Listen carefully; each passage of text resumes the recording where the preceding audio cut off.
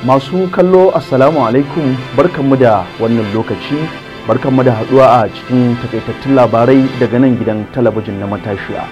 A yau dai muna Laraba 3 ga watan Rabiu Thani bayan hijirar manzo sallallahu alaihi wasallam shekara 1445 daidai kenan da 18 ga watan Oktoban shekarar 2023.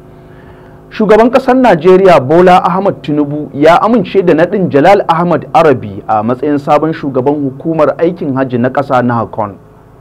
Mai magana da yawun shugaban kasar Ajuri England ne ya bayyana hakan a wata sanarwa da ya fitar a yammacin ranar Talata. A nan kuma gwamnatin tarayya ta sanar da cewa shugaban kasar Najeriya Bola Ahmed Tinubu zai kaddamar da shirin tallafawa al'umma wanda a ƙarƙashinsa za a tallafa wa magidanta kimanin mutum miliyan 15 da kuɗaɗe kamar yadda ta alƙawarinta yin hakan a watannin baya.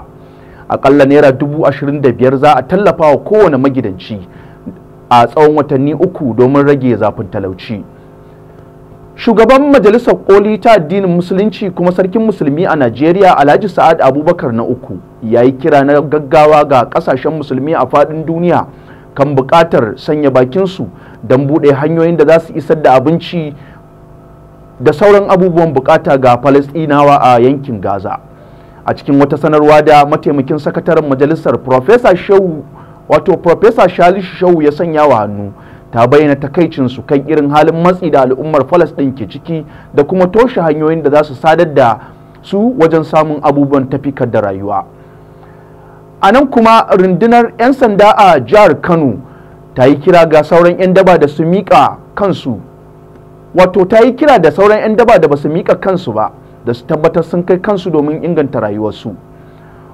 Kwamishinan 'yan sandan jihar Muhammad Hussaini Gumel ne ya bayyana haka a wajen bikin yaye sabbin 'yan sandan sa kai da a baya suke harkar daba. Gwamnan jihar Sokoto Alhaji Ahmad Aliyu ya bi sahun dan uwansa gwamnan jihar Katsina wajen yunkurin samar da 'yan sintiri da za su yi aiki kafada da kafada da jami'an tsaro domin kawar da matsalar tsaro a fadin Najeriya. Gwamnan ya amince da kafa kwamitin samar da 'yan sintiri a jihar da nufin fito da sabbin dabaru da za su taimaka wajen tabbatar da tsaron lafiya da dukiyoyin al'umma. Duka nan muka kawo ƙarshen takaitattun labaran, a madadin wanda ya tace labaran Abubakar Murtala Ibrahim, sai Amina Tahir Muhammad da ta sada ni da ku. Sunana Mubarak Hamza Adam nake cewa